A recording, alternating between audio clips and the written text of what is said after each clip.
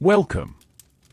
Wherever you are listening from tonight, whether nestled beneath warm covers, resting on a worn couch, or letting the quiet moments of the evening wash over you, I invite you to set your worries aside.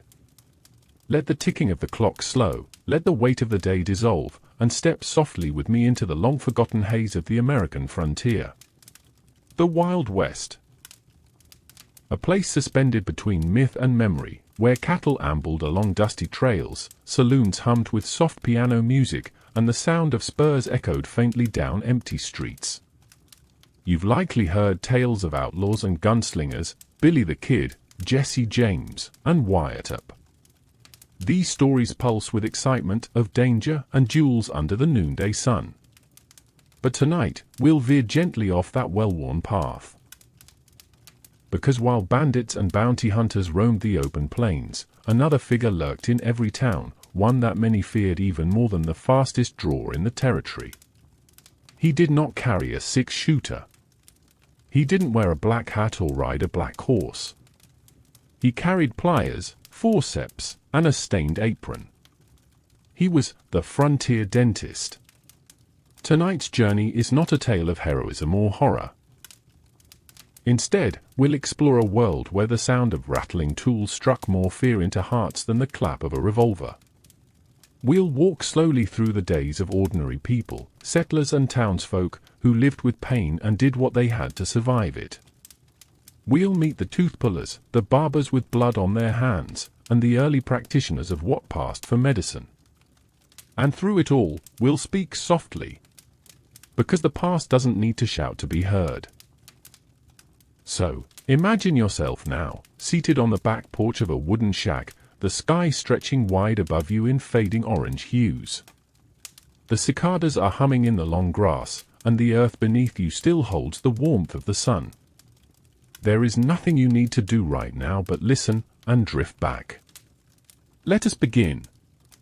Imagine waking up in a small frontier town, somewhere out in New Mexico territory, perhaps. It's 1876, and the wooden beams of your ceiling creak softly as the morning breeze slips through the cracks. Outside, the sounds of the day begin with a faint whinny from the stables and the soft scuffing of boots on packed dirt roads. You stretch, slowly, aware of a dull throb rising again from the back of your jaw. It's been there for days now, this tooth.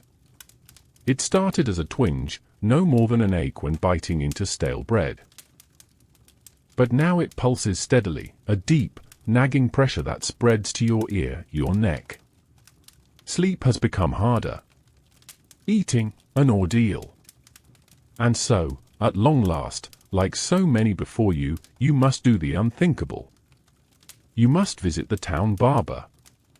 In many Western settlements, dentists, as we think of them, didn't yet exist. There were no bright waiting rooms, no reclining chairs, and certainly no anesthesia beyond a bottle of cheap whiskey or, if you were fortunate, a sip of laudanum. Instead, it was the barber who kept the tools, scissors for hair, razors for beards, and pliers for teeth. These barbers, often doubling as surgeons, learned their trade not in universities, but through crude apprenticeship, observation, or, most often, simple necessity. They treated bullet wounds, lanced abscesses, and yes, pulled teeth, sometimes dozens in a single afternoon. Their equipment was basic. A wash basin. A wooden chair. A roll of linen. And a toolkit that looked more suited to carpentry than medicine. Forceps were reused endlessly, rarely cleaned, and passed from one aching mouth to the next. Antiseptics? Not yet. Hygiene? Not a priority. Pain? That was simply expected. You walk through the dirt-packed street, trying not to wince with every step. The general store has just opened, and a woman in a calico dress eyes you curiously as you pass. She sees the swelling on your face and nods sympathetically. She's been there too. Most people in town have. The sign swings gently over the barber's porch, haircut 10 cents, bloodletting 25 cents, extractions 50 cents.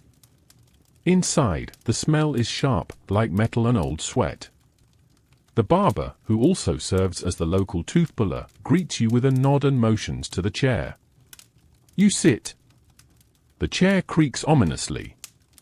He doesn't ask which tooth, he can see the lump on your face and the way you hold your cheek. From a drawer, he pulls a pair of iron forceps, worn and dulled with age. There's no glove, no rinsing of instruments. Perhaps he pours a bit of whiskey on the pliers. Perhaps not.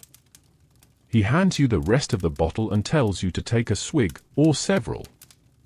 Then, with a grunt, he goes to work. In that moment, more than one strong man has fainted. The pain is beyond anything words can describe. The barber works quickly, but not always efficiently. Teeth break. Roots remain. Sometimes, the wrong tooth comes out. The swelling may worsen in the days ahead. Infection may set in. But for now, the offending molar lies bloody on the table. Your body trembles. Your mouth is filled with the taste of metal and heat. And still, the barber says nothing. He wipes the pliers with a rag and moves to clean his razor.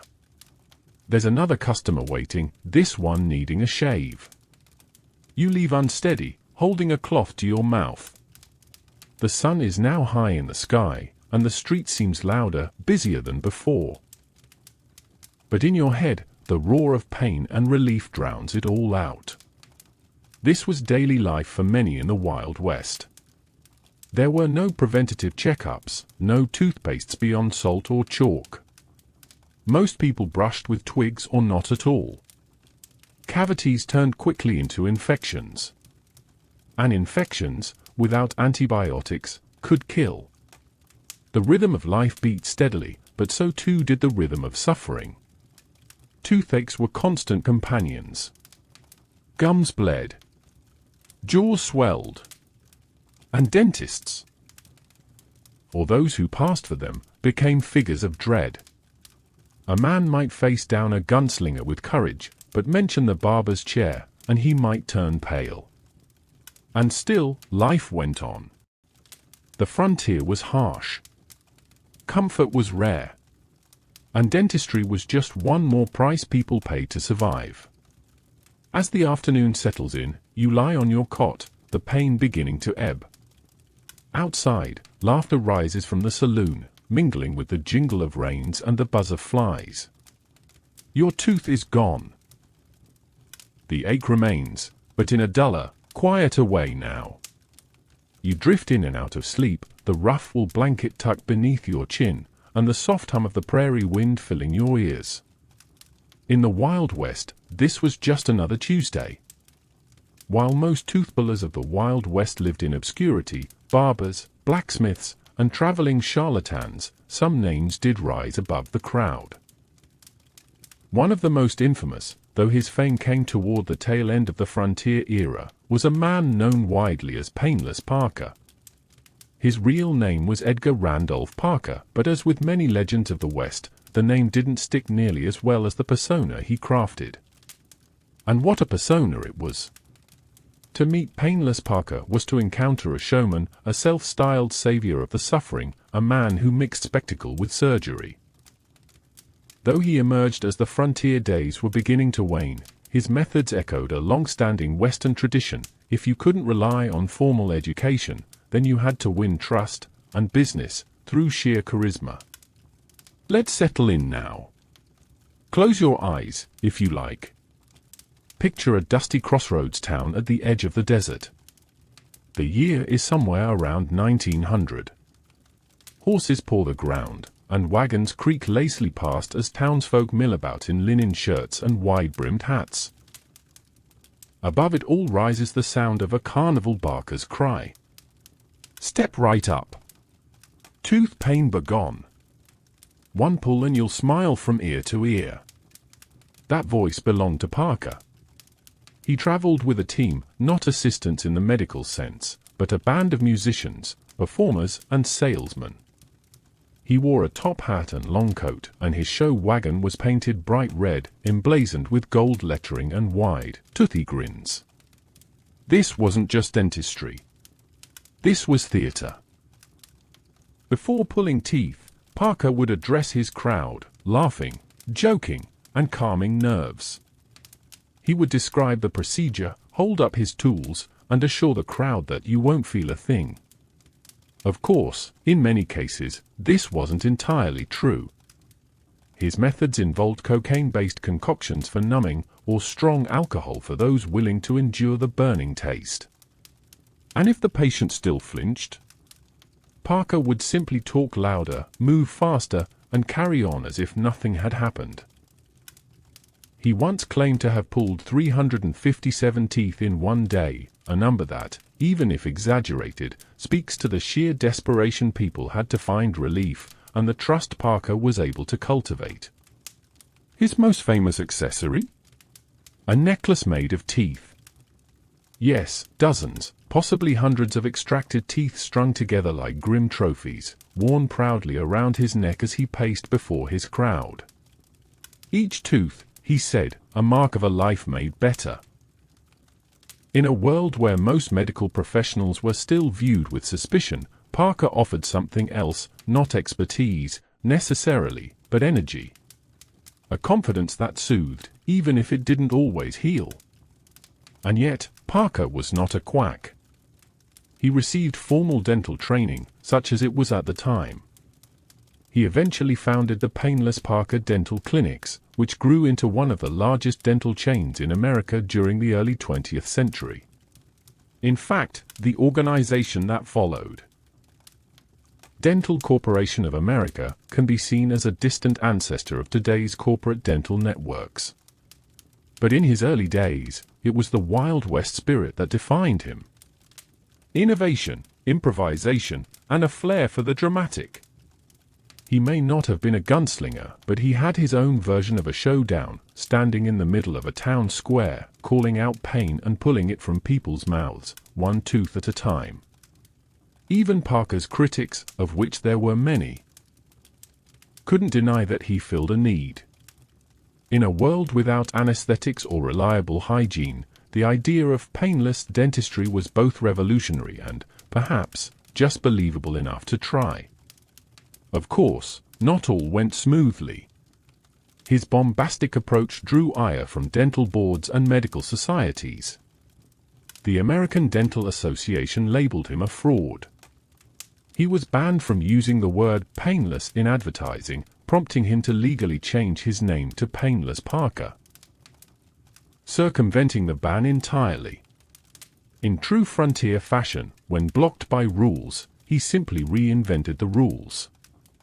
In towns with no running water, where mirrors were a luxury and toothbrushes were rare curiosities, Parker was a paradox.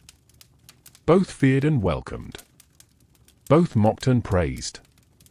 But above all, he was remembered. As the sun dipped low over the prairie and townsfolk gathered in the dimming light, the sight of his red wagon brought hope to the desperate and unease to the skeptical. Yet few could deny that after Parker came through town, fewer mouths throbbed in agony. And isn't that what mattered most? In the quiet aftermath of his visit, the streets would return to normal. Children would play. Merchants would close shop. And somewhere, in a creaky boarding house, someone would press a rag to their jaw, newly toothless but finally able to sleep. And they'd whisper to themselves, "He was right. I didn't feel a thing." Whether they did or not, only they would know. Let the wind blow gently through the empty streets of an old western town. Picture the afternoon light slanting across clapboard buildings, dust lifting in lazy spirals from the wagon ruts. In the quiet hush between daily chores and the coming evening, a single, sharp sound rings out, a muffled yelp, then silence. Inside a one-room shop, perhaps behind the apothecary or general store, a man wraps a freshly extracted tooth in linen. His hands are practiced, his expression unreadable. On the table before him lie tools that would puzzle and perhaps unsettle a modern visitor. Metal hooks, files, clamps, and most striking of all, something that looks like a miniature iron wrench, bent at a right angle. This, you would come to learn, was the tooth key. Let's begin here, with the instruments themselves. Not quite surgical. Not entirely mechanical. The earliest dental tools in the American West were equal parts innovation and improvisation, cobbled together from European traditions, traveling sales kits, and local blacksmiths' ingenuity. In this segment, we'll explore the mystery, folklore, and crude science of a time when the mouth was a terrifying frontier all its own. Nut and bolt the tooth key, a tool of torque and terror. The tooth key, sometimes called a dental key, resembled an old-fashioned door key, hence its name. It was composed of a long, straight handle with a curved shaft at the end. From that shaft extended a claw, which was placed around the base of the tooth. Once fitted, the dentist would rotate the handle, much like turning a key in a lock, thereby wrenching the tooth free from its socket. But the tooth did not always come out cleanly. Sometimes it shattered. Sometimes it broke at the root. Sometimes the gum tore before the tooth did. And yet, this tool remained one of the most common methods of extraction well into the late 1800s, passed from practitioner to practitioner, often unsterilized, each new patient carrying a silent prayer that their turn would go better than the last. There was no dental chair as we know it. Often, the patient would be seated on a barrel, or even standing, held firm by assistants, or just gripping the arms of a brave friend. In more remote settlements, the dentist might not even have this tool. In such cases, pliers meant for ironwork or woodworking might do the job, and the work would be done quickly, before the patient lost their nerve. Imagine yourself, now, watching from a distance. A dusty room. A bottle of whiskey. A man with an apron covered in faded brown stains. And in his hand, a device no different from a carpenter's wrench, glinting dully in the afternoon light. That sound you just imagined? That small cracking noise followed by a breathless moan? That was the West's version of healthcare. Files, spoons, and tinctures beyond the tooth key. There were bone files, used to smooth jagged edges after extraction. These resembled small rasps, and their use, rubbing them against the exposed bone of a jaw, was every bit as unpleasant as it sounds. Yet, without them, sharp fragments might tear the soft inner mouth or lead to further infection. Then there were elevators. Small, curved instruments used to pry teeth loose when the tooth key or forceps failed. Each tool required judgment, hand strength, and a degree of anatomical knowledge, something often in short supply. Trial and error became the de facto training method. If the patient screamed, the angle was wrong. If the tooth broke, pressure needed adjusting. If the bleeding stopped too quickly, well, that might actually be the best-case scenario. Pain relief was minimal. Opium tinctures were available in some places, and laudanum, an alcohol-opium mix, was popular, though risky. Its dose was hard to measure, and an extra sip could send a patient into convulsions or worse. Alcohol remained the most common numbing agent, sometimes applied to the gums, sometimes consumed in great quantities beforehand. Even tobacco found its place in early dental myth. Some believed chewing tobacco could numb a sore tooth. Others applied burnt tobacco ash to abscesses. No one knew quite why these things sometimes worked, or didn't, but folklore filled the gap where science had not yet reached. Amulets, charms, and tooth ghosts beyond the tools, there were beliefs. In many parts of the frontier, especially in isolated regions where settlers brought traditions from Europe, Africa, or indigenous communities, superstition ruled over science. One common belief was that toothaches were caused by toothworms, tiny creatures burrowing in the gums. Though disproven in the East by the 18th century, this idea persisted in the West, especially among the poor and uneducated. Remedies included smoking the worm out with burning herbs, applying crushed garlic or vinegar to the gums, or even laying hot coals wrapped in cloth near the cheek to drive the creature out. Children were told not to throw their baby teeth onto the ground, lest rats find them and grow human teeth. Instead, they might bury them beneath the hearth or feed them to birds to bring good luck. There were charms too, small tokens worn around the neck to ward off mouth pain. Some used animal teeth. Others carved bits of ivory or bone into symbols. In mining towns, where lead was common, some even cast little metal figures as dental charms. And in the deepest reaches of folklore, there was the tooth ghost, a spectral figure said to visit those who failed to care for their mouths. It would appear in dreams, or linger near the sickbed, whispering promises of relief or dragging the spirit away, one tooth at a time. These stories, told in hushed tones at night, gave shape to pain in an era when understanding was scarce.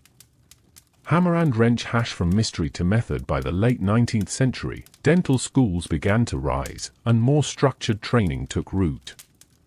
But in the West, where towns were weeks away by horseback, and doctors fewer than saloons, the older tools and older beliefs remained. A man might carry a tooth key in his saddlebag for emergencies. A mother might teach her daughter to make a clove poultice or rub whiskey-soaked linen on a baby's gums. A local tinkerer might fashion new forceps from scrap iron, and a preacher might sell miracle powders guaranteed to clean the rot. This was dentistry before the age of precision. A craft passed hand to hand, shaped more by necessity than by knowledge.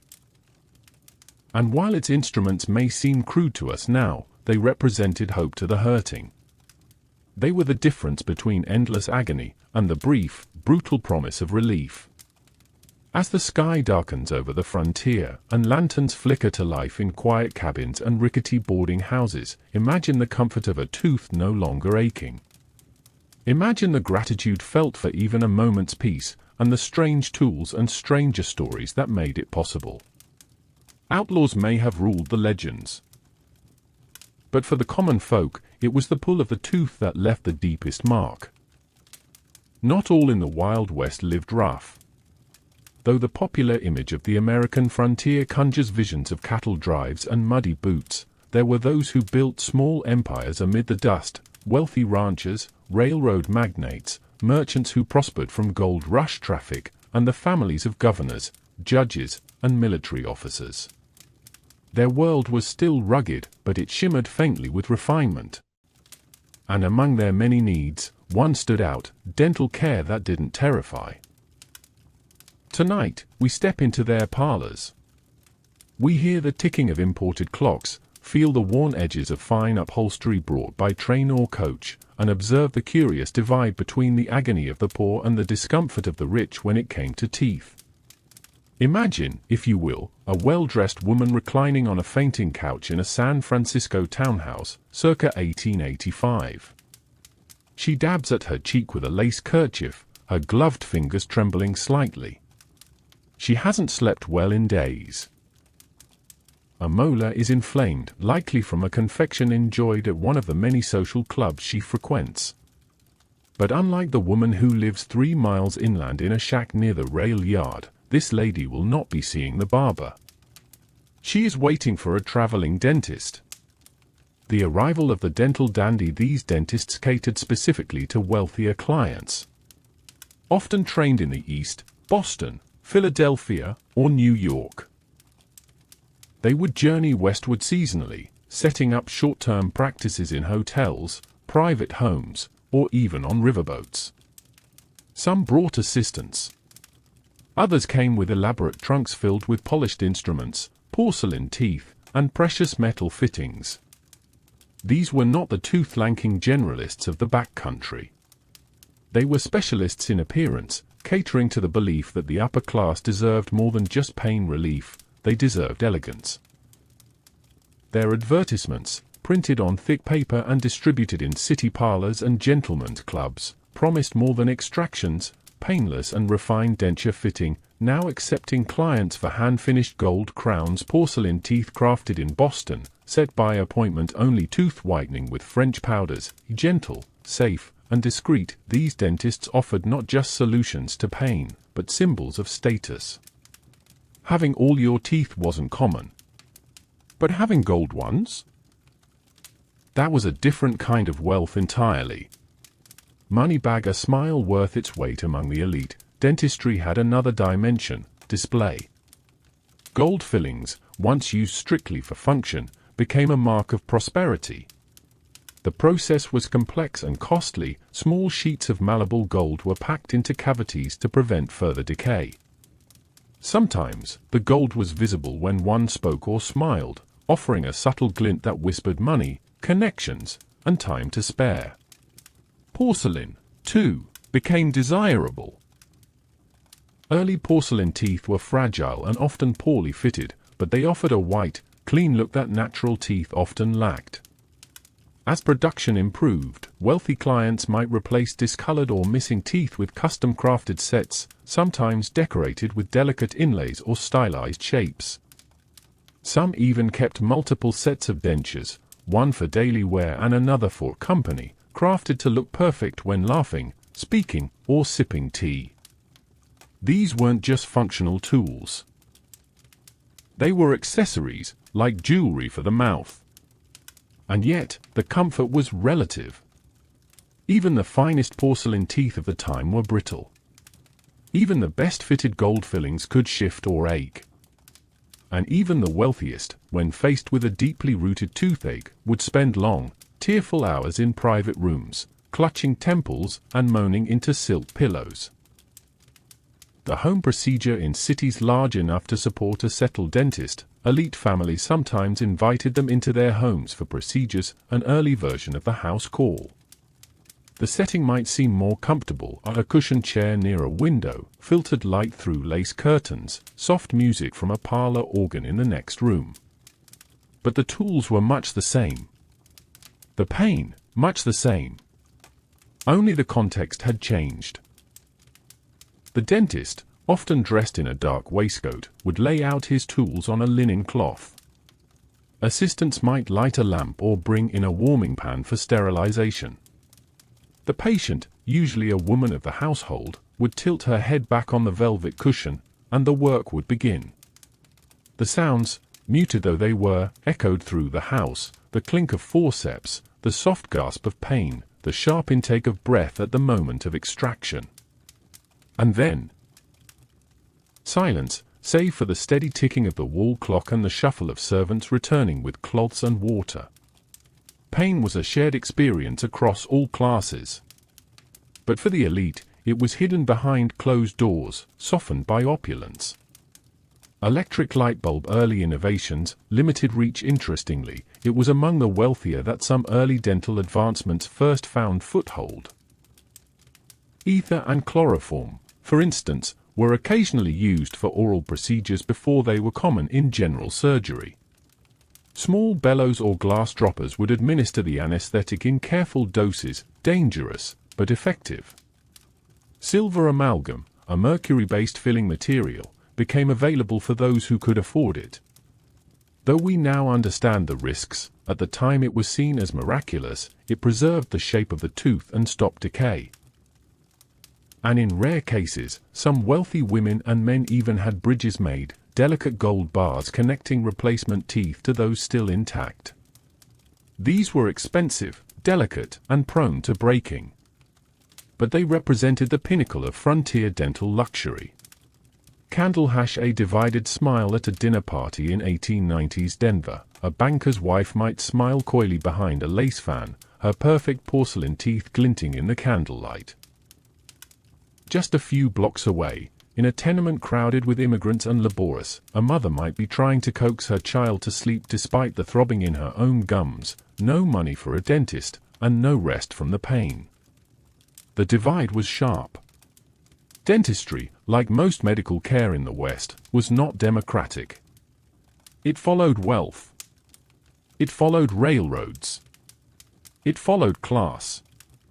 But pain is an equalizer. And even the most delicately perfumed lady knew the agony of an infected tooth. As we close this segment, imagine again the two chairs, one simple, in a barber's dusty back room, the other upholstered in brocade, beneath a polished mirror. Different surroundings. Different tools. But the same sharp pull. The same moment of breath held before pain. And, finally, the same hollow relief as the tooth is gone. The West, for all its divisions, had a way of leveling everyone in the end. Before the hum of electric toothbrushes, before minty toothpaste and antiseptic mouthwash, before fluoride rinses and dental floss, there was the grit of ash, the rub of cloth, and the sting of salt. In the quiet of a prairie morning or the cool shade of a canyon settlement, people still tended to their mouths, but with methods that were improvised, inherited, and often incomplete. There was no national dental campaign. No standardized toothbrush waiting on the shelf. Yet toothaches still came, and so, in their own ways, people tried to hold them off. This segment invites you into the forgotten world of oral hygiene before the toothbrush, where what people did, or didn't do, to care for their teeth was shaped more by folklore, culture, and what they had on hand than by science. Let's begin, as we often do, by imagining a scene. Ear of rice, a morning ritual without mint. You wake in a small wooden cabin, the morning light soft through the shutters. The air is dry, and a breeze carries the smell of dust and hay from the barn. A tin basin sits on a rough-hewn table. You pour water from a pitcher, cool and clear if you're lucky, and splash your face. Then, you reach for your toothbrush. But it's not a toothbrush as you know it. It's a chewing stick, a twig from a tree with mildly antiseptic properties. Mesquite, willow, and sometimes sagebrush were popular. You chew one end until it frays into soft bristles. Then you rub it gently across your teeth, back and forth, mimicking what we now call brushing. It's not perfect, but it's something. Sometimes, you dip the stick in salt first, or baking soda if you can spare it. If you're wealthier, you may have a small tin of powder, a mix of chalk, crushed charcoal, or even burnt bread. These are your toothpastes, and while they taste nothing like peppermint, they do scour the teeth. Sometimes too harshly. In some homes, the act of cleaning teeth was ritualistic. In others, it was entirely neglected. Much depended on background, upbringing, and access. But nearly everyone, eventually, felt the consequences of doing too little. Salt, soda, and soot among frontier families, especially those of modest means, salt was king. Its coarse texture and disinfecting properties made it a popular remedy for sore gums, loose teeth, and morning mouth. A salt rinse might follow meals. A salt rub might precede bed. Baking soda, though less common on the far edges of the frontier, was embraced in settlements with general stores. It cleaned not just clothes and cookware, but teeth too. Its mild abrasiveness helped reduce stains and odor, though it offered little true protection from decay. Then there was charcoal, a favorite of African American communities and also adopted by settlers who learned from indigenous practices. Burnt wood was ground into fine powder and rubbed onto teeth using a finger or cloth. It left the mouth gritty but oddly fresh, absorbing oils and lingering tastes. One folk remedy even suggested rinsing the mouth with hot vinegar infused with cloves, a sharp, pungent combination that burned the tongue but dulled pain in inflamed gums. The influence of native practices. Indigenous groups across North America had their own dental traditions, shaped by centuries of experience and close ties to the land. In some regions, herbal rinses were common, made from the bark of medicinal trees or steeped leaves with mild antiseptic properties. The Lakota, for example, used twigs of certain shrubs both for brushing and for chewing, believed to keep the mouth clean and ward off illness. The Apache favored certain roots for gum health. In the Pacific Northwest, some communities used mosses or fibrous leaves to scrape plaque from teeth. These practices often provided more benefit than the settlers' methods, especially when combined with diets lower in refined sugar. But as settlements spread and indigenous practices were overlooked or suppressed, much of this knowledge faded, or was ignored entirely. Sweet the sugar problem. One of the most significant factors in the decline of oral health on the frontier was sugar. Before mass rail shipments and canned goods, sugar was scarce and expensive. But by the mid to late 19th century, as trade routes improved and towns grew, it became more widely available, especially in the form of candies, jams, and preserved fruits. Children loved it. Merchants profited from it. But teeth suffered. Refined sugar feeds the very bacteria that cause tooth decay. Without daily brushing, without dental visits, without knowledge of what sugar truly did, entire families found themselves plagued by blackened molars and chronic infections. The sweet treats brought joy, but also pain. And there was no turning back once they became part of the daily diet. Flossing before floss, as we know it, was not common in the Wild West. But clever minds found substitutes. Horsehair, believe it or not, was occasionally used by those who had the dexterity and patience. Its fine texture made it ideal for threading between teeth. In more urban settings, silk thread, taken from sewing kits, could serve the same purpose. More often, though, a toothpick was the tool of choice. Carved wooden slivers, sharpened bones, and even goose quills were used to remove food from between teeth. Restaurants and saloons sometimes offered them at the counter, both for utility and for style, especially among men, who might chew one casually between conversations. Potable water. Sign clean water. If you could find it, perhaps the greatest challenge to oral hygiene was water. In many settlements, clean water was a luxury. Wells could run dry. Rivers were often shared with livestock. Bathing was infrequent. Washing one's mouth, though a simple act, might be skipped entirely in favor of conserving precious water. When water was available, it was often mixed with herbs, vinegar, or alcohol to purify it. These mixes could be used for rinsing the mouth, though they stung and sometimes caused more harm than good. And so, despite best efforts, many mouths slowly deteriorated. A cavity, left unchecked, grew deeper. A gum line receded. A once white tooth darkened and ached. And, in the end, a visit to the tooth puller was inevitable.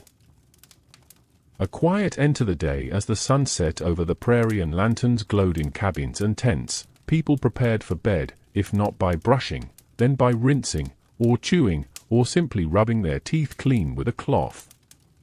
A child might fall asleep beside the hearth, mouth sticky from molasses, unaware of the future ache that awaited. A mother might glance at her husband, smile, and notice one less tooth than before. A grandfather might suck quietly on a clove to dull a swelling pain. To us, their efforts may seem primitive, but they were the best many could do, and their quiet struggle against decay was constant, determined, and deeply human. The toothbrush would eventually come.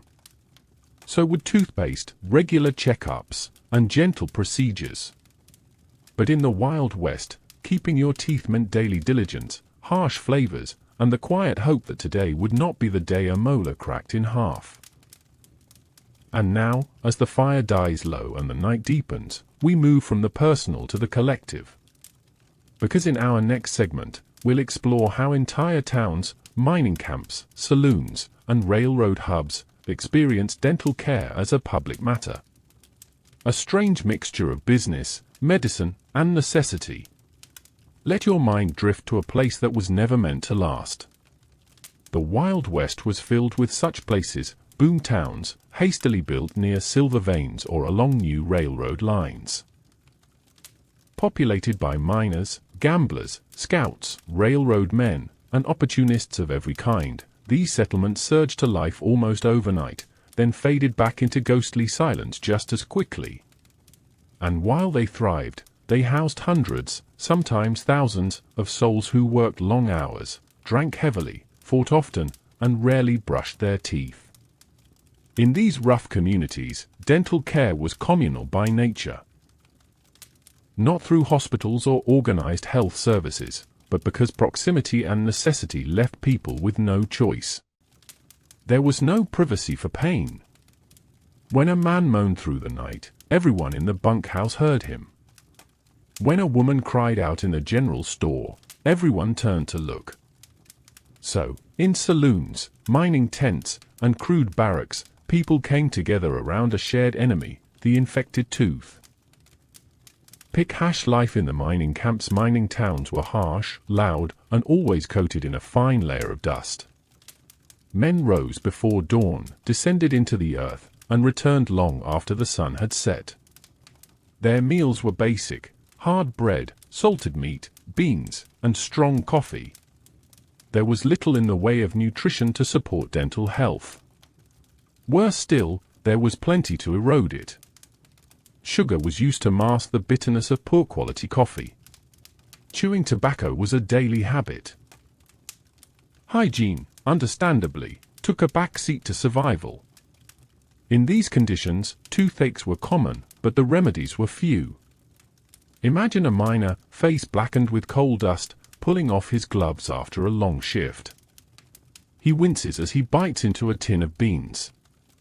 A molar, already worn thin and darkened with decay, sends a bolt of pain up his jaw. That night, he drinks more than usual at the saloon, hoping to numb it. The next day, the pain is worse. The gum has begun to swell. And so, he asks around, not for a doctor, but for someone with tools. Because every camp had someone. Hammer and wrench the camp dentist. The camp dentist wasn't always a dentist. Sometimes, it was the blacksmith, accustomed to precision and pressure. Sometimes, it was a retired soldier who had done field surgeries during the war. Sometimes, it was just someone who had pulled enough of their own teeth to learn how to do it for others. These ad hoc practitioners worked in whatever space was available.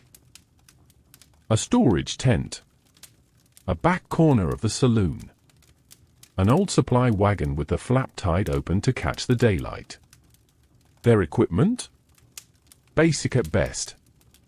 A set of pliers. A bottle of whiskey. A rag to bite down on. And perhaps, if they were fancy, a hand mirror to examine the damage. Crowds would gather. Not always to help, but often to watch. Men lined up, joking nervously, some with arms crossed and others white-knuckled with anticipation. The bravest went first. The rest followed, one by one. Sometimes, if a tool broke, another would be fashioned on the spot. And when the job was done, if the patient was lucky, there was applause. Sometimes, there was silence. But when one man could sleep again, everyone else slept better too. Clinking beer mug saloons and tooth pulls. In some towns, saloons doubled as everything: bar, boarding house, courthouse, and occasionally, dental clinic. A barkeep might keep tools behind the counter. Not because he had training, but because he had seen enough drunk men pass out with broken teeth and knew how to help. In certain boom towns, posters even advertised Extraction Fridays, a designated time for pulling teeth en masse, often in exchange for a free drink. Imagine the scene: a long wooden bar. A haze of cigar smoke. The sharp scent of spilled whiskey and sweat. A man seated on a stool, eyes glassy, mouth open, while the bartender wipes down a pair of blackened forceps. The piano player keeps going. The crowd murmurs. And then, one quick jerk, a short cry, and a small clink as the tooth drops into a tin. A round of drinks might follow. It wasn't sterile. It wasn't safe. But it was what they had. Steam engine railroad camps and military forts. Other communities, railroad crews and military forts, had their own systems. In larger railroad camps, where dozens or hundreds of men worked for weeks or months laying tracks through mountain passes and desert plains, corporate employers sometimes brought in company doctors. These physicians, overworked and under-resourced, also handled dental issues. Their procedures were slightly more refined, chloroform was sometimes available, and surgical tents offered a sliver of privacy. But even then, most care was crisis-based. There were no cleanings. No checkups. Just removal. Always removal. At military forts, dentistry was handled by field medics, whose training came from experience rather than textbooks. Soldiers were expected to keep fighting unless truly incapacitated, so a bad tooth often meant a quiet order to report to the infirmary for immediate extraction. These procedures were quick, efficient, and, like everything else in the army, mandatory. Community pain, shared solutions. Despite the brutality, there was also community. It wasn't uncommon for several men to pool money to buy laudanum for a friend in pain. Women in boarding houses might steep herbal teas together to soothe an aching mouth.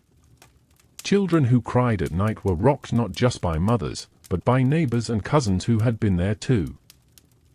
In the dusty shadows of every boom town, nestled between the clang of blacksmiths and the rattle of poker chips, there were quieter rhythms at work. The hush of bedtime lullabies, the clatter of tin dishes in simple kitchens, and the soft murmur of stories passed down from mother to daughter. Here, amid the clamor of a rough and masculine world, women and children forged their own paths through pain, care, and the ever-present ache of a bad tooth. Unlike the saloon extractions or barroom bravado we've encountered, dental care for women and children on the frontier was more intimate, more homebound, and often more improvised. With fewer resources and less public attention, their experiences were shaped not by specialists or traveling tooth pullers, but by mothers, midwives, and memory. Let's ease into this quieter world, where tenderness and discomfort walked hand in hand, and where the line between medicine and motherhood blurred. The domestic theater of pain. In most homesteads, the burden of health, including dental care, fell squarely on the shoulders of women. There were no clinics. No pharmacies. Just cupboards lined with jars, gardens with herbs, and the handed-down wisdom of grandmothers. When a child cried through the night with swollen gums or a decaying molar, it was the mother who stayed awake, warming cloths, preparing rinses, and singing softly. Imagine, if you will, a candlelit room with a rocking chair. A child whimpers, his face hot with fever. The mother dips a rag in warm salt water and presses it gently to his jaw, whispering a lullaby. Outside, coyotes wail. Inside, the only sound is the creak of the chair and the child's breath, slowly evening out, if only for a little while. This wasn't dentistry in the modern sense. It was caregiving, patient and persistent. For many women, especially in isolated areas, that care extended to neighbors and strangers alike. If word spread that a woman had once helped remove a rotten tooth or treated a child's mouth infection, others would come knocking. And so, unofficial midwives became unofficial dentists, not by training, but by necessity. Herbal remedies and homemade potions. The remedies these women used were drawn from the land and from memory. Few could afford imported medicines. Fewer still had access to trained physicians. So the garden, the kitchen, and the woods became their apothecary. Some of the most common folk remedies for dental pain included clove oil. Crushed cloves or clove-infused oils were applied directly to the gum to numb pain. Willow bark tea, containing salicin, a natural pain reliever. This tea was given to both children and adults suffering from toothaches. Chamomile, used in compresses or rinses to calm inflammation. Onion poultices, applied warm to the cheek, believed to draw out infection. Burnt bread, ground into powder and rubbed on teeth to clean them. Women mixed and matched these treatments with skill and care. Some learned from books, others from family, and some from indigenous neighbors who shared their own botanical wisdom. But despite their efforts, the limits were always near. When the pain grew too sharp or the infection spread too far, there was little to do but extract. And even then, it was the mother who took the lead. Black scissors hashed tooth pulling in the parlor. In homes without access to a dentist, extractions often fell to women. Using pliers, thread, or sharpened tools wrapped in cloth, they removed baby teeth that refused to fall on their own, or adult teeth too far gone to save. These moments were tender and terrifying. A child sat still, trusting. A woman's hands worked quickly.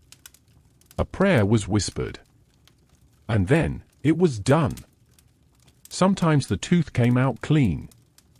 Sometimes it didn't. But afterward, there was always warm broth, soft bread, and an extra blanket that night. These parlor extractions were acts of courage, small, silent acts, repeated across hundreds of homes, often unnoticed in the broader history of the West. Baby bottle. The world of children's teeth for children. Oral health was shaped by two main forces, diet and folklore.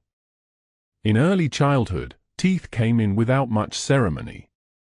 Teething was soothed with cloth soaked in brandy or rubbed with cold spoon handles. Some mothers gave babies wooden teething rings, others used strips of leather or chilled bone. Once the baby teeth arrived, there was little thought to cleaning them. Many believed that baby teeth were unimportant, they would fall out anyway. And so, decay often began early, especially in towns with sugar access. Children who lost teeth early sometimes celebrated it, but more often, they cried through it. There was no tooth fairy. Instead, some families buried the tooth behind the hearth or threw it onto the roof, accompanied by a rhyme.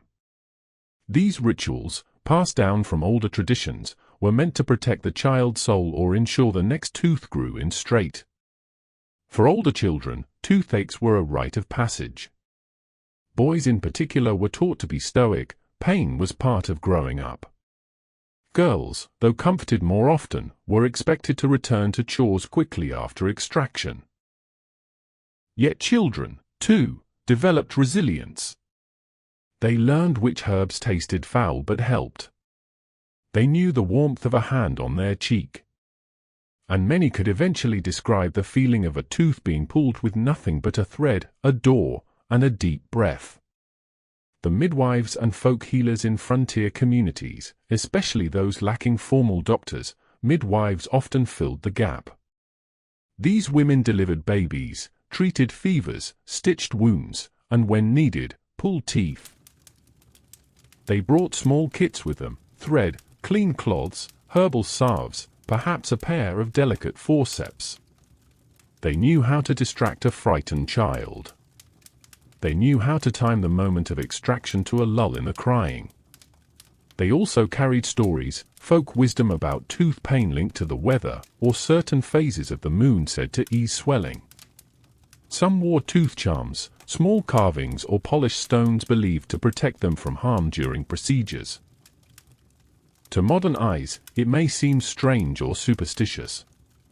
But to the women and children of the frontier, these rituals brought comfort. And sometimes, belief itself was enough to calm the ache. Candle dimming the lamp as the day ended, and children were tucked beneath patchwork quilts. Mothers and midwives sat quietly, mending clothes, steeping teas, or simply watching the fire die down. In those quiet hours, they thought of the day's small triumphs. A tooth removed with minimal tears. A swelling that finally began to shrink. A child who slept through the night. There were no headlines for these moments. No tall tales in the saloon. But these acts of everyday courage shaped the rhythm of life in the West just as surely as cattle drives and gunfights. And so, as we close this segment, let's honor the hands that soothed, the voices that sang, and the quiet strength of those who bore pain not just for themselves, but for others. In the next segment, we'll shift toward the charlatans, quacks, and miracle men, the figures who wandered from town to town, selling fake cures and quick fixes for dental pain, and the curious blend of hope and danger they brought with them. Picture yourself standing on a dusty street at the edge of a small frontier town. The air smells faintly of horse sweat and roasting coffee. A small crowd is beginning to gather around a brightly painted wagon. Children fidget beside their mothers. Ranch hands linger with folded arms. A man in a velvet coat climbs onto the back of the wagon, waving a bottle above his head. "Ladies and gentlemen," he begins, his voice clear and practiced, "you are about to witness a marvel of modern science." He gestures to a small table covered in jars, vials, and mysterious powders. He calls his product a miraculous elixir. He says it cures headaches, toothaches, and even heartbreak. Welcome to the world of frontier dental quackery, where salesmen in top hats peddled empty promises, and the desperate often paid with more than just money. Top Hat: The Rise of the Traveling Cure. As the American West expanded in the mid to late 1800s, it became fertile ground for traveling medicine shows, part theater, part commerce, part medicine.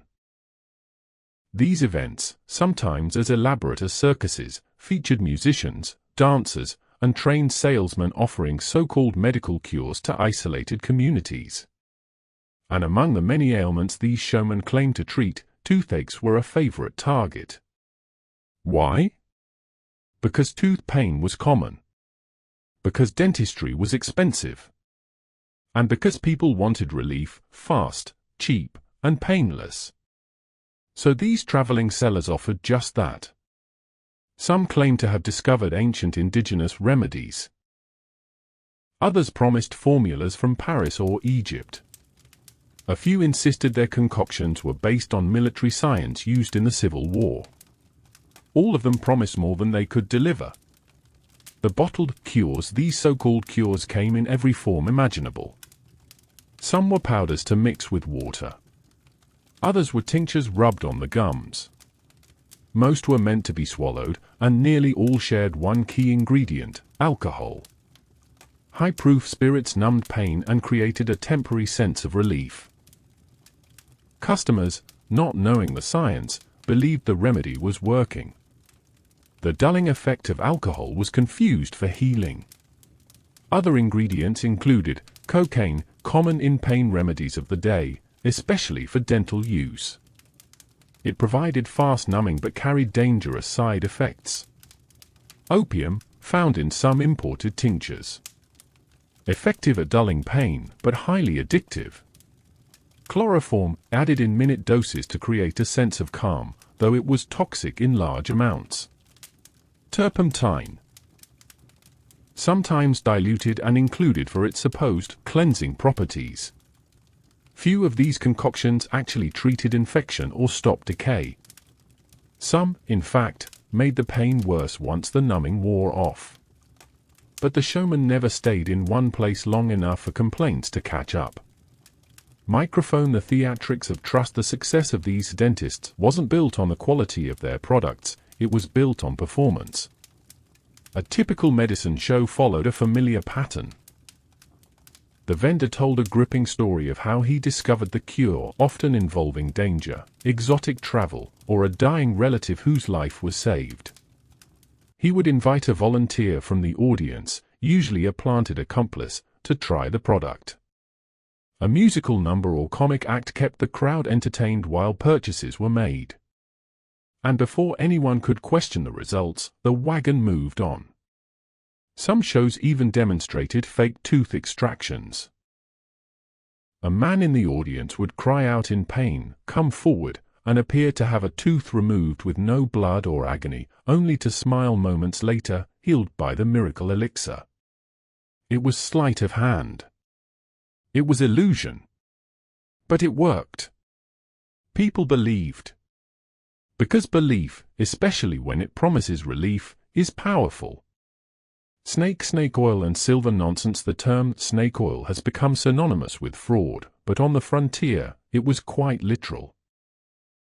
Some vendors claimed their products were made from rattlesnake oil, pressed from the fat of local snakes and mixed with herbs. They insisted it had antiseptic and anti-inflammatory properties. In truth, it did very little, except to convince the buyer they were receiving something rare and exotic. Others sold silver mouth powder, supposedly containing precious metals that would protect the teeth. These powders often included chalk and sugar, doing more harm than good. One traveling showman even claimed his product could regrow teeth, especially molars. He demonstrated this by pulling what appeared to be a rotten tooth from a man's mouth and replacing it with a perfect one grown back after a few weeks on the elixir. In reality, the rotten tooth was fake, the volunteer was an actor, and the only thing growing was the salesman's coin purse. Money bagged the cost of belief. While some remedies were relatively harmless, others were dangerous. Patients who relied solely on these elixirs often delayed real care. Infections grew worse. Abscesses spread. Teeth that might have been saved were lost. In rare cases, toxic ingredients caused permanent harm. But the vendors were gone by then, already miles away, performing in another town, under another name. And so, townsfolk learned slowly and painfully to be cautious. Word spread between neighbors. Some communities banned certain shows. Others welcomed them again and again, their desire for hope outweighing their doubts. Still, not all was deceit. When the charlatans were right occasionally, a traveling quack stumbled upon something that actually helped. A rinse made with sage and salt might soothe inflammation. A powder with baking soda might clean teeth. A few men even began learning true dental basics, offering genuine relief in the form of simple, clean extractions, no lies, just firm hands and a steady touch.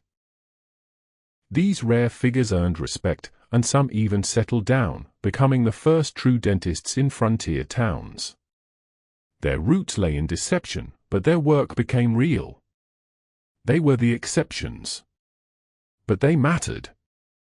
Candle hashed the silence after the show as the wagon rolled away and the last echoes of music faded down the road. Families returned to their homes with bottles in hand.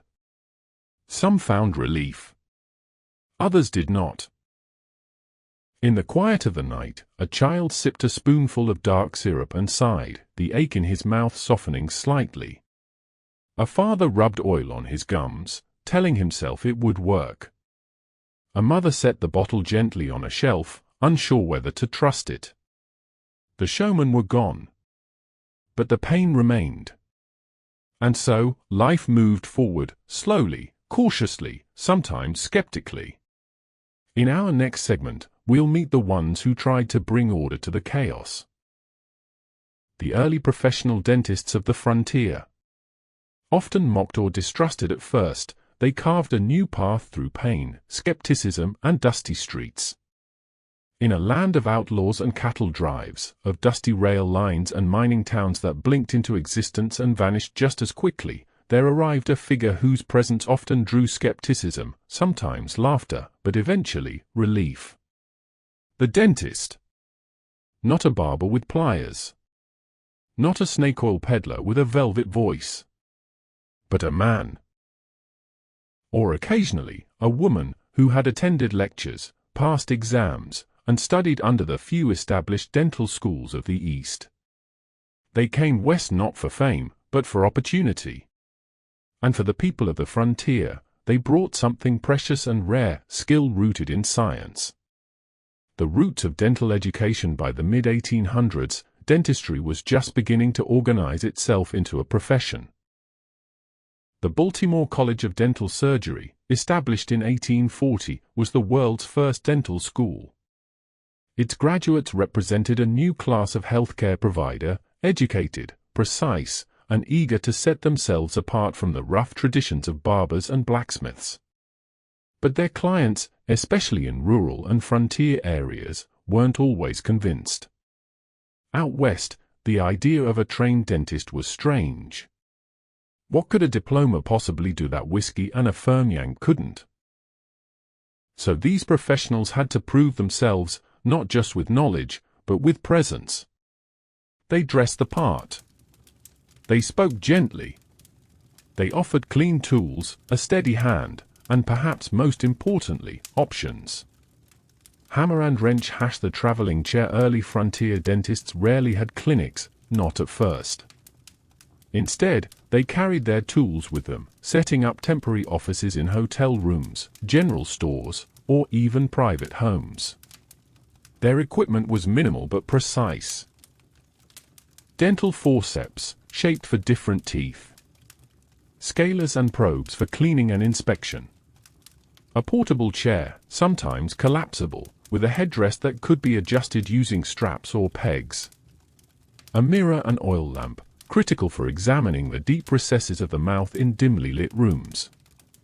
Occasionally, a foot-powered drill, a slow, whirring contraption that made patients wince just from the sound. They brought with them bottles of clove oil, chloroform, carbolic acid, and antiseptic washes. Unlike quacks, they cleaned between patients. They asked questions. They diagnosed.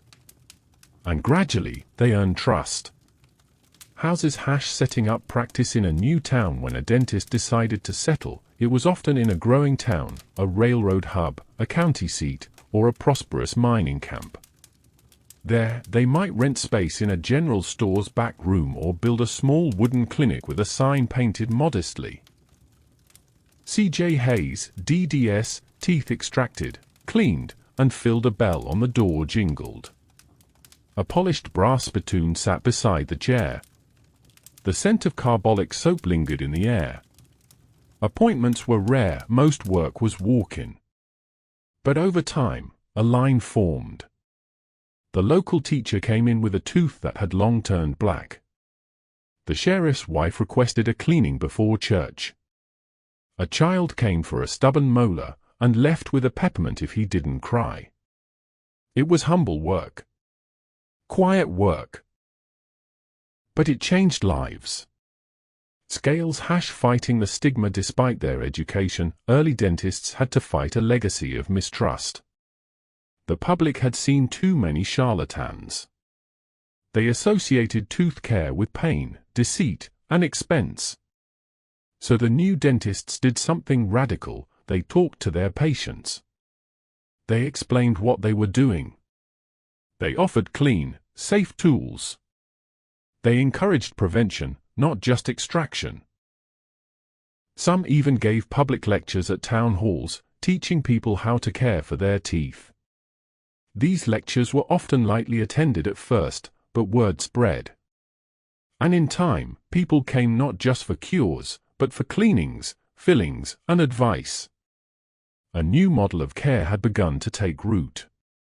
Women in the chair. Women were rarely trained as dentists during this time, but they were often among the first to embrace the new professionals. Mothers brought in their children early. Teachers led by example. Midwives, who had long done dental work out of necessity, sometimes apprenticed under the new arrivals.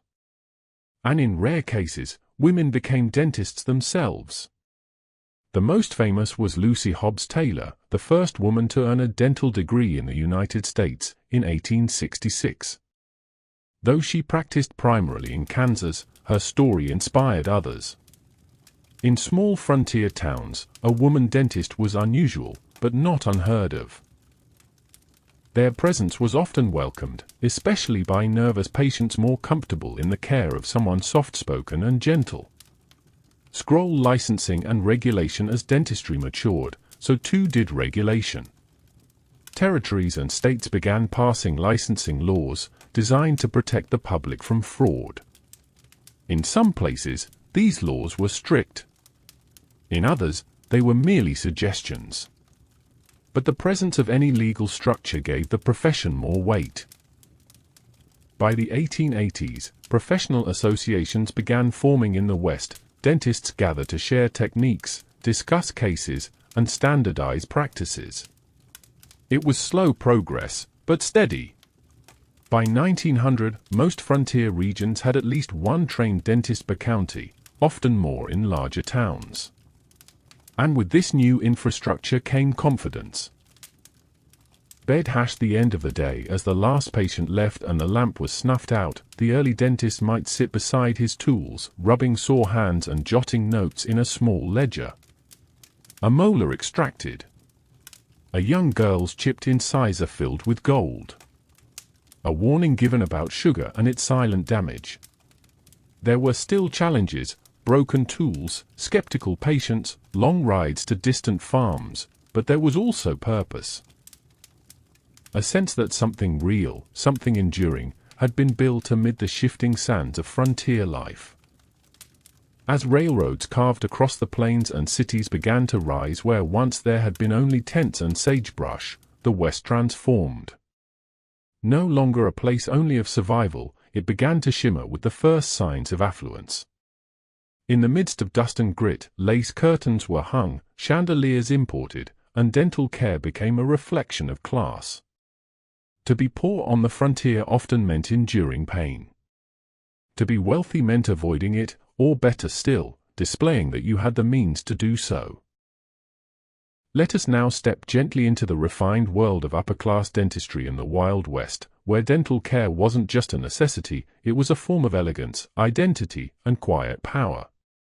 The rise of social dentistry in cities like San Francisco, Denver, Salt Lake City, and St. Louis, the emergence of a professional middle and upper class brought with it a hunger for refinement. As merchants, bankers, railroad executives, and lawyers amassed wealth, they sought to distinguish themselves from the rougher elements of Western life, not only through fashion or property but through personal grooming. And dentistry, once the domain of blacksmiths and charlatans, became part of that transformation. For the elite, oral care was not just medical, it was social. A healthy, orderly smile suggested self-discipline, education, and class. And so, the dentist's chair became a symbol not of suffering, but of luxury. Moneybag private clinics and parlor dentistry, unlike the general store setups or mobile wagon practices of rural towns, dentists who served the upper class often established permanent offices in the city center, complete with reception parlors, brass fittings, and private treatment rooms. These urban clinics catered to comfort, softly cushioned dental chairs with adjustable headrests, lace curtains and floral wallpaper to ease the mind, music boxes or pianolas to distract nervous clients, reading material imported from the East for those waiting their turn. Appointments were booked in advance. Wealthy clients might even receive personal visits at home, where dentists brought a small folding chair, mirror, and sterilized tools into well-furnished drawing rooms. In some rare cases, extractions or fillings were done in bedrooms, with servants close by and tea waiting afterward. This was dentistry transformed from a source of fear into an extension of genteel living. Fillings as fashion, the most visible sign of dental care in this upper echelon. Fillings. While poorer people often had no choice but to lose teeth, the wealthy could afford to preserve them. Gold and silver were common materials for fillings. Durable, long-lasting, and visible when one smiled. In fact, gold fillings became a point of pride. Some women chose to smile more widely to display their glinting molars. Some men joked about investing in their teeth, quite literally. It was not uncommon to hear, at a garden party or formal dinner, "Cost me $20, but it'll outlast me." For particularly fashion-forward individuals, the gold was polished to a high shine. Silver fillings, while more modest, were just as sought after. They blended more easily with the teeth, and thus conveyed a more subtle, sophisticated look.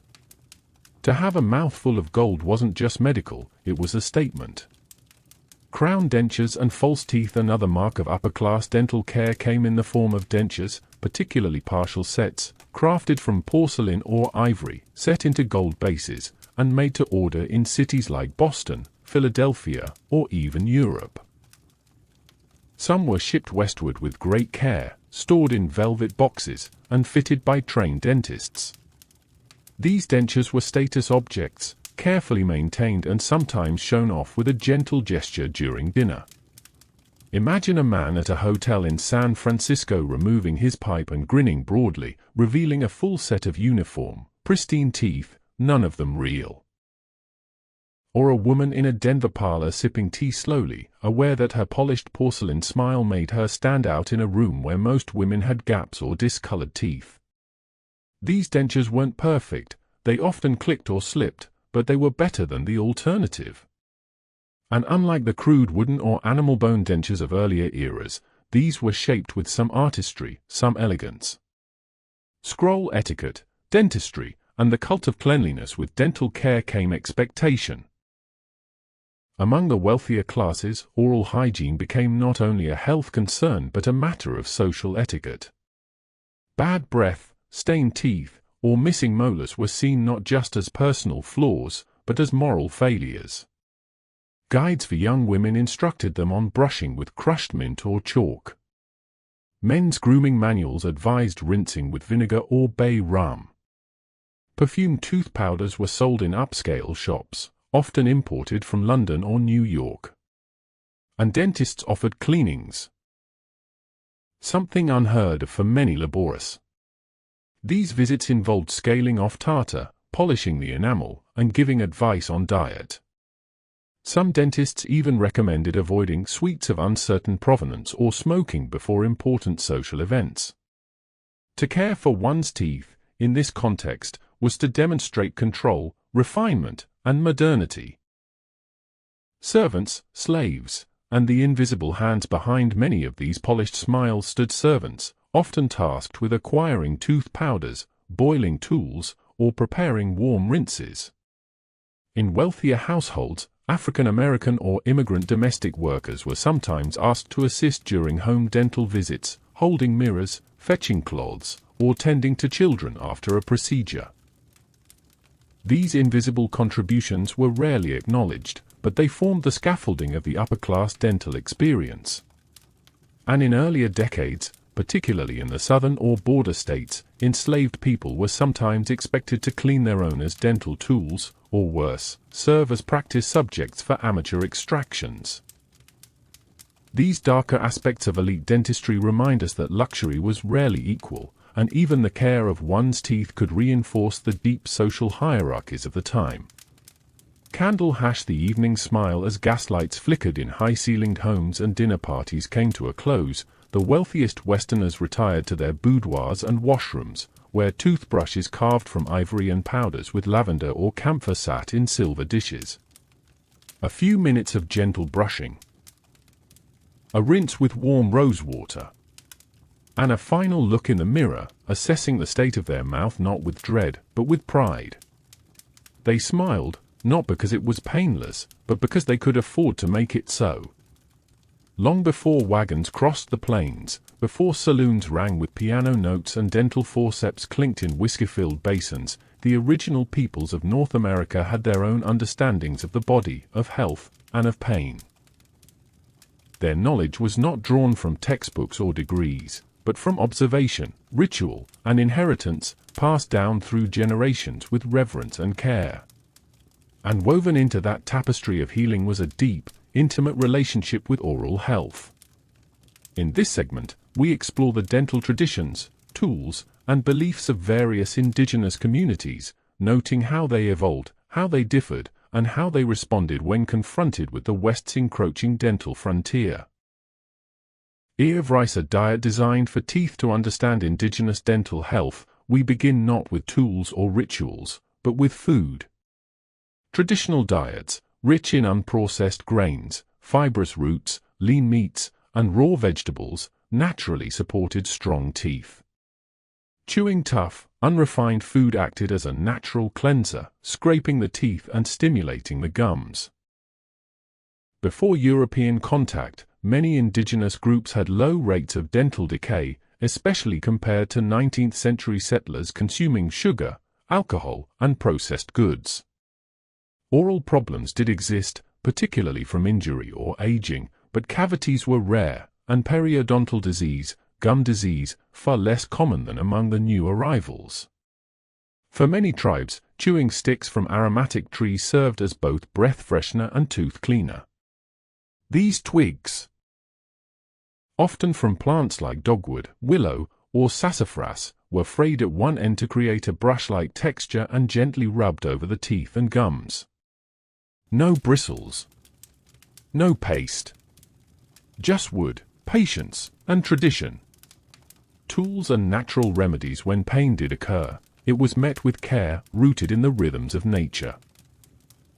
Many indigenous healers, often referred to by settlers as medicine men or medicine women, used a blend of botanical knowledge and ceremonial practices to treat toothaches and mouth infections. Common tools and techniques included poultices made from pine pitch or slippery elm, applied to the outside of the jaw or directly onto the gum to reduce swelling and numb pain. Herbal rinses using sage, mint, or juniper, these cleaned the mouth and eased discomfort. Burning sage smoke or sweet grass, used both for its antimicrobial properties and for spiritual purification. Ashes of burned plantain leaves, sometimes rubbed onto aching teeth for relief. And in more serious cases, where a tooth was loose or decayed beyond healing, extraction was done using small bone or wooden tools, always with a spiritual component. The procedure was often accompanied by a blessing or chant, ensuring not only physical healing but also spiritual balance. Because in many indigenous worldviews, pain wasn't just a physical intrusion, it was an imbalance between self, body, and land. Sparkle symbolism and spirituality of teeth were more than tools for eating. In some tribes, they held spiritual meaning, symbols of strength, maturity, and ancestral connection. The loss of a tooth could mark an important transition, a coming of age, the end of mourning, or even a shift in clan status. Certain communities practiced tooth modification as part of cultural identity. Some Plains tribes filed their teeth into points, believed to invoke power or fierceness. Others stained teeth using natural dyes to signal group affiliation or ceremonial roles. Among the Kwakwaka'wakwa of the Pacific Northwest, carved bone dental ornaments were sometimes worn in rituals, reflecting status or lineage. While these practices were not universal, they illustrate a deeper truth. That teeth were not only functional, they were symbolic, integrated into the fabric of life and belief. Handshake encounter with Western dentistry. With the arrival of settlers, indigenous communities were introduced, often forcibly, to Western medicine, including dental practices. Missionaries and government agents brought doctors and dentists into tribal lands, sometimes offering care but more often demanding submission to unfamiliar systems. Indigenous healers were discredited, and traditional practices were labeled superstition. Many indigenous people resisted. Others adapted, blending old and new. By the mid to late 1800s, tribal members sometimes visited frontier dentists for extractions, fillings, or false teeth, but such visits were rare and often tinged with suspicion and discomfort. These experiences were not just medical, they were political and cultural, representing the erosion of self-determined care. In some areas, tribal healers began to incorporate store-bought remedies, like clove oil or tinctures, into their own methods, quietly maintaining tradition while navigating the new world being imposed upon them. The quiet persistence of traditional care. Despite the encroachment of Western systems, many oral traditions endured. Elders taught children how to chew mint leaves to freshen breath. Young people were shown how to make chewing sticks from the right trees. Rituals around injury or loss of teeth were kept alive in whispered songs and quiet circles. In some places, full healing rituals, blessings of the mouth and spirit, survived underground, practiced at night or during private family gatherings. These were not acts of resistance alone, they were acts of continuity, of remembering who one was before the world changed. And today, descendants of those communities still carry those teachings, blending ancestral knowledge with modern science to create dental practices rooted in respect, balance, and care. Dusk beneath the cottonwoods. As the sun dipped below the cottonwood trees and the wind rustled the dry grasses of the plains, a child sat beside her grandmother, chewing a fresh twig, its bark peeled just so. The old woman smiled, revealing worn but healthy teeth, and murmured a story about the coyote who once lost a tooth in a wrestling match with the sun. It was not science as settlers knew it. But it was medicine. And it was enough. In the next segment, we will journey from the wisdom of tradition to the limits of desperation. Into the harsh environments of prisons, military camps, and asylums, where dental pain was met not with ceremony or comfort, but with silence, improvisation, and institutional neglect. Imagine a place where the walls are thick with silence. Where the cold floor echoes with the clink of chains, the murmur of prayers, and the soft groan of discomfort that no one answers. In the Wild West, prisons, asylums, and military encampments served as institutions of control. Within their confines lived men and women, many sick, many suffering, all at the mercy of systems that offered little compassion, especially when it came to something as minor as a toothache. In these environments, oral pain became more than physical, it became a symbol of powerlessness, a quiet reminder that care was a privilege, not a right. In this segment, we step into these closed worlds to understand how the forgotten, the confined, and the conscripted experience dental care. Or, more often, the lack of it. Prisons on the frontier. Prisons in the 19th century West were often improvised spaces, converted barns, stone cells, or fenced compounds. Conditions were harsh. Resources were scarce. And dental care was virtually non-existent. Tooth pain in prison was considered a minor complaint unless infection led to fever or death. Inmates with severe dental issues had limited options, extraction by the warden's assistant, usually with makeshift tools. A pair of pliers, a knife, or even a hammer and nail. Visits from local doctors, rare, and typically reserved for the gravely ill. Self-remedy, prisoners were sometimes allowed to chew tobacco or salt to numb pain or used wires from bedding to try and loosen a tooth on their own. More commonly, the pain was endured. Days passed slowly. Infection festered. Jaws swelled. Prisoners whispered advice to one another, passing along knowledge of how to chew willow bark or find a cool stone to press against an inflamed cheek. There were no clean basins, no mirrors, and no guarantees. And there was rarely, if ever, relief. Person-in-bed asylums and the mute suffering in asylums, the story was even more troubling. Throughout the 19th century, people deemed mentally unfit were placed in institutions where restraint, routine, and obedience were valued above all else.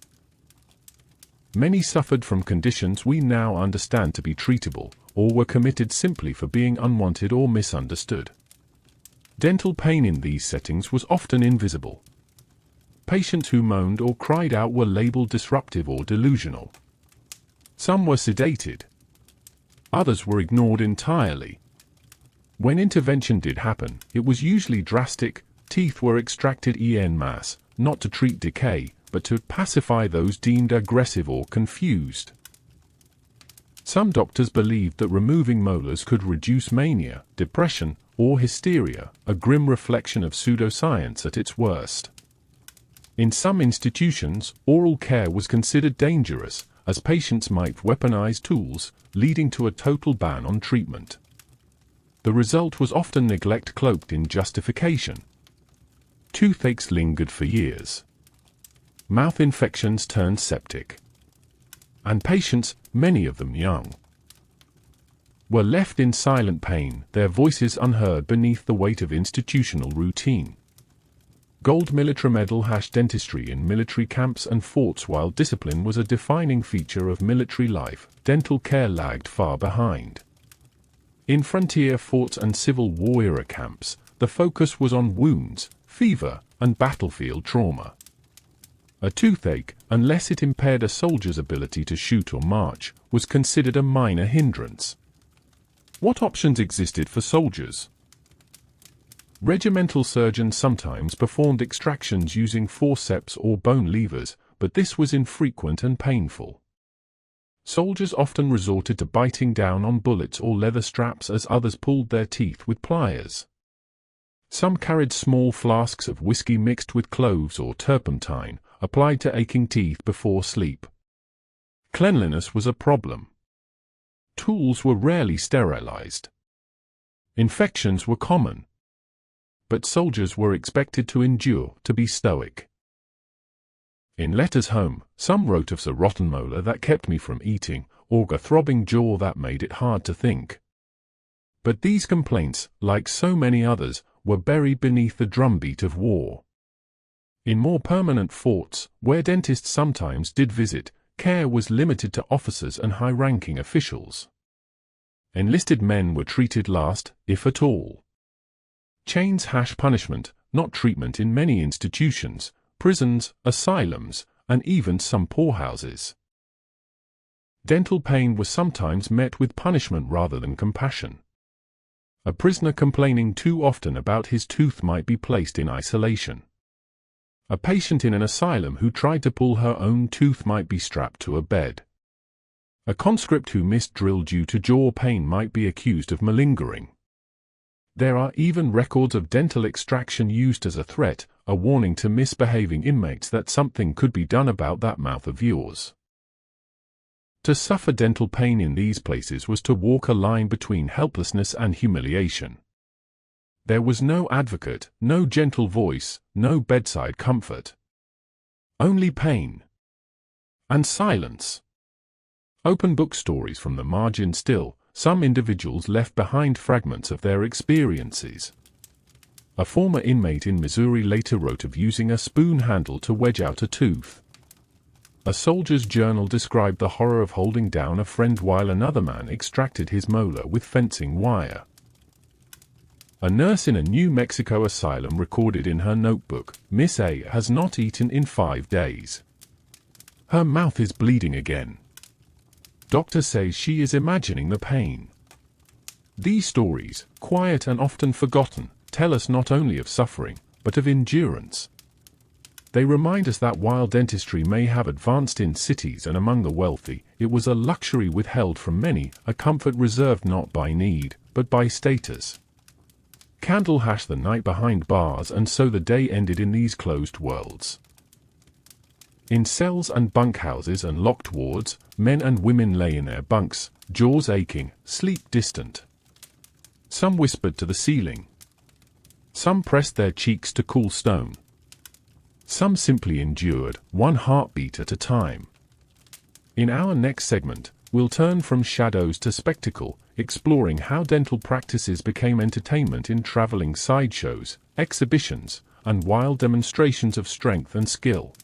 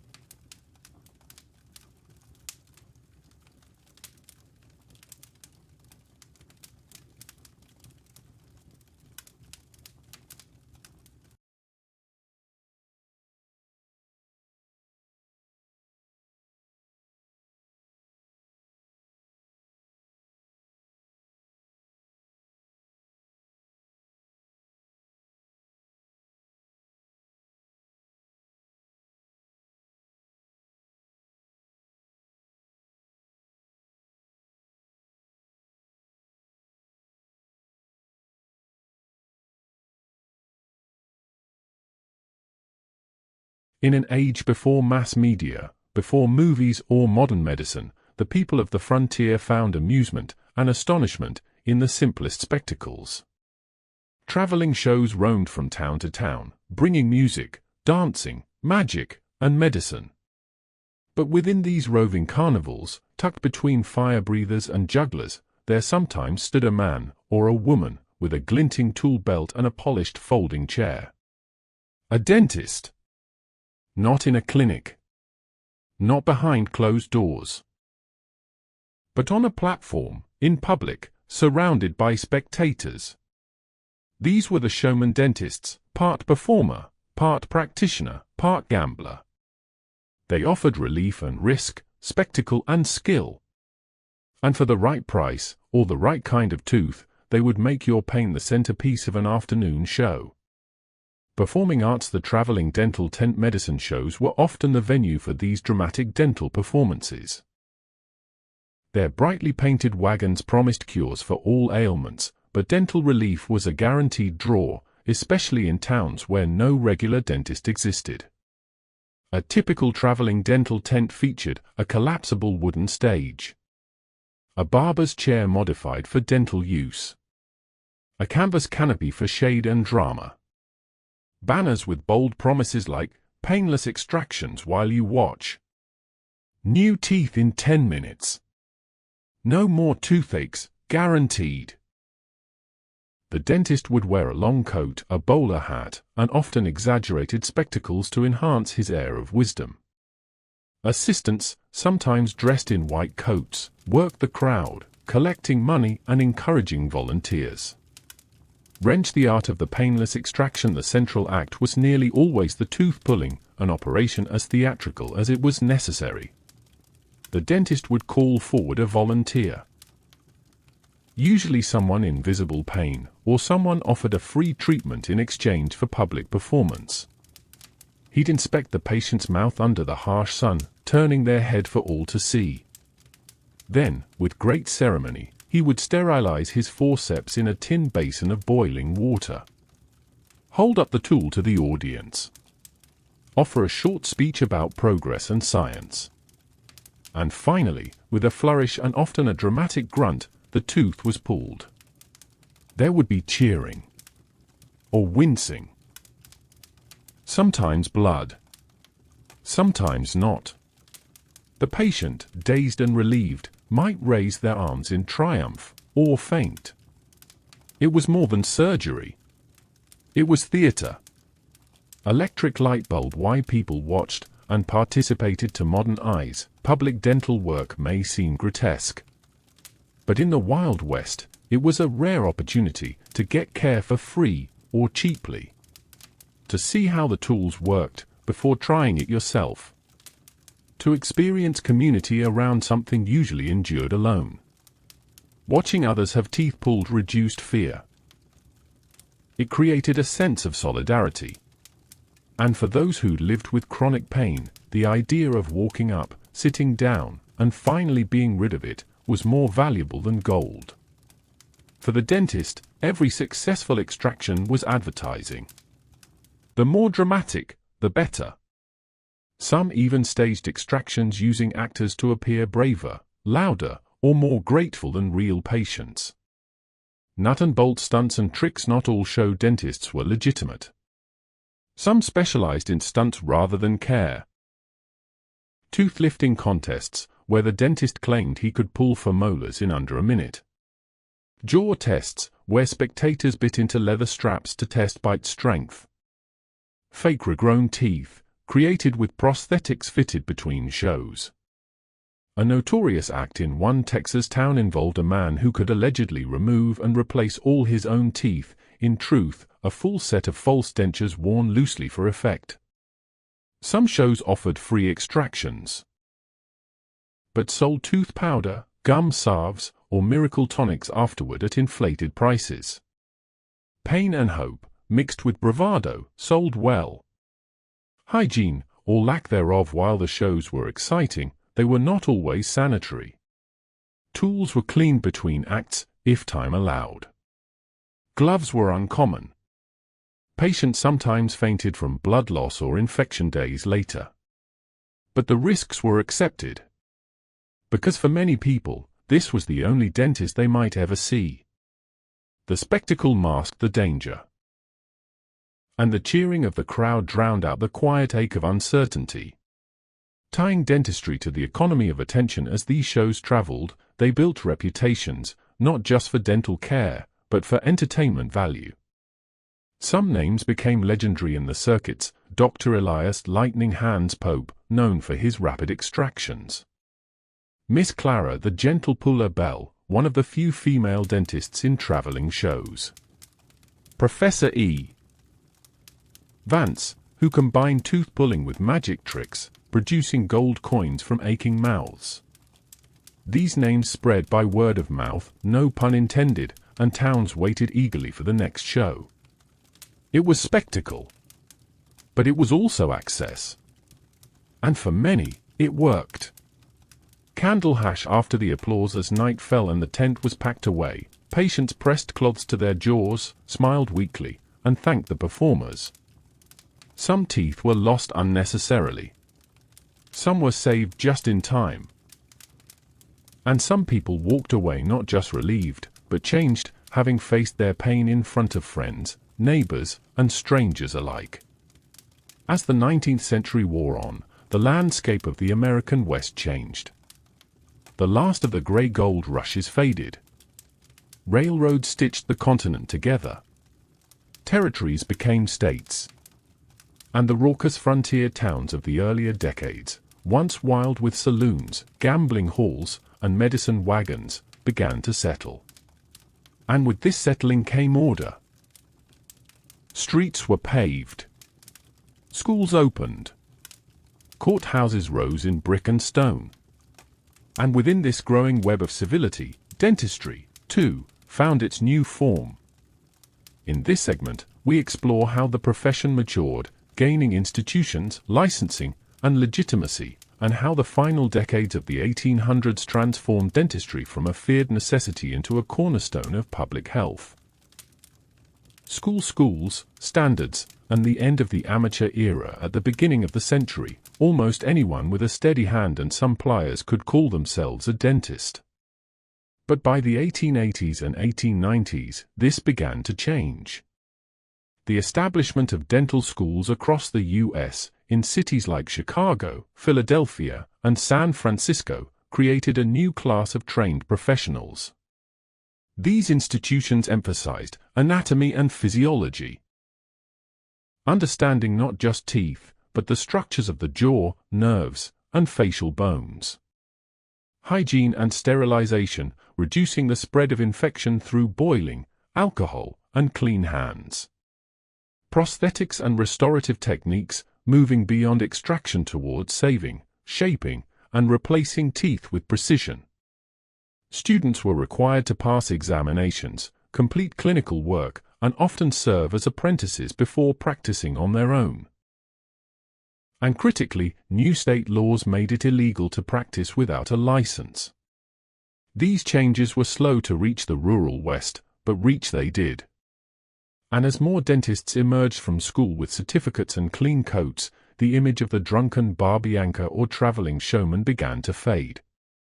Licensing and the rise of the dental board. By the 1890s, nearly every state had a dental examining board, a group responsible for regulating who could and could not practice. To obtain a license, a candidate had to submit proof of graduation from an accredited school, pass a written and practical examination, pay licensing fees, and register with the local authority. These steps helped protect the public, but also established a new professional identity. Dentists began to see themselves not as tradesmen, but as medical practitioners, on equal footing with doctors and pharmacists. Their offices reflected this shift. Gone were the loud signs and painted banners. In their place stood modest plaques, curtained windows, and quiet waiting rooms filled with pamphlets and polished wooden chairs. Dentistry was becoming respectable. The birth of the modern office. By the turn of the 20th century, the dental clinic had transformed into something far more familiar to modern eyes.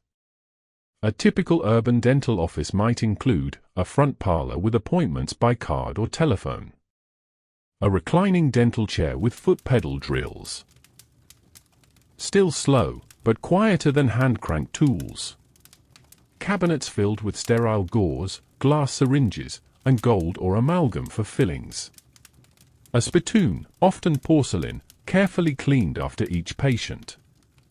Dentists dressed the part, coats buttoned to the neck, pocket watches, soft gloves.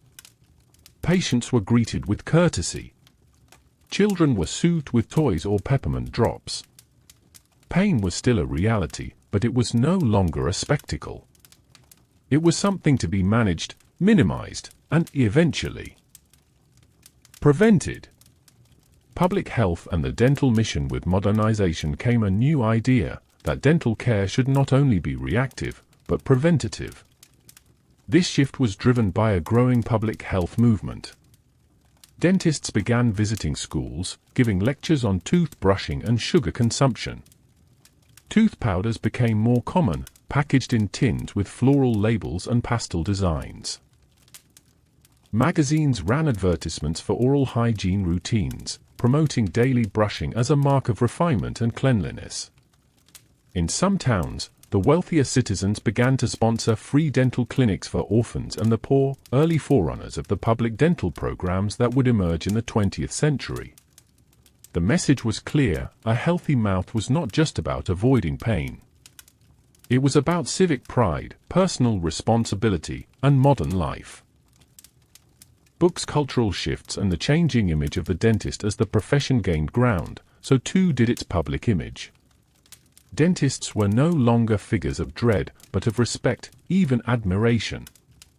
Popular fiction began to reflect this change. The tooth doctor appeared as a calm, educated man in serial novels and dime store romances.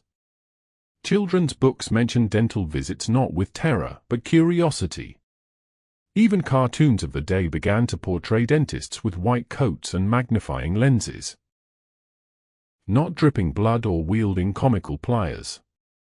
In newspapers, society pages mentioned a visit to Dr. Ellis for a routine cleaning or of Miss Clara's new gold fillings, alongside mentions of weddings and dances. The profession had arrived, not with a bang, but with a clean smile and steady hand. Sunrise over mountains, the sunset of the frontier dentist. By the early 1900s, the landscape of the West had changed so thoroughly that the old traveling tooth pullers seemed almost mythical. Towns had full-time dentists. State fairs replaced the old medicine shows, and the saloon-based extraction had given way to the scheduled appointment. Some of the old dentists, the ones who'd started in wagons or general stores, retired or quietly adapted.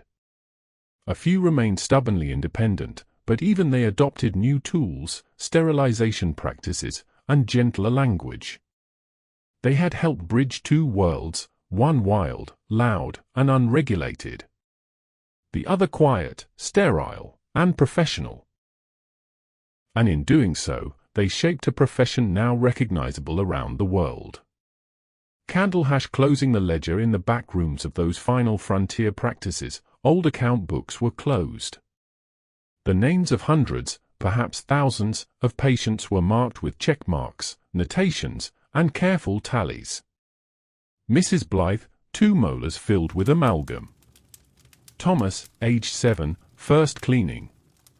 E.J. Anderson, full extraction and fitted with upper plate. The West had changed. The pain was still there, but so was the care. In our final segment, we'll step back and reflect, connecting the threads of tooth, time, and tenderness, on what dentistry in the Wild West tells us about suffering, innovation, and the long journey toward healing.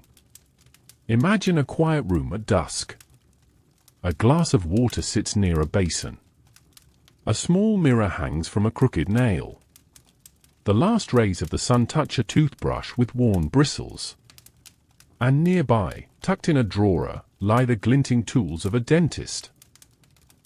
Once instruments of terror, now symbols of healing.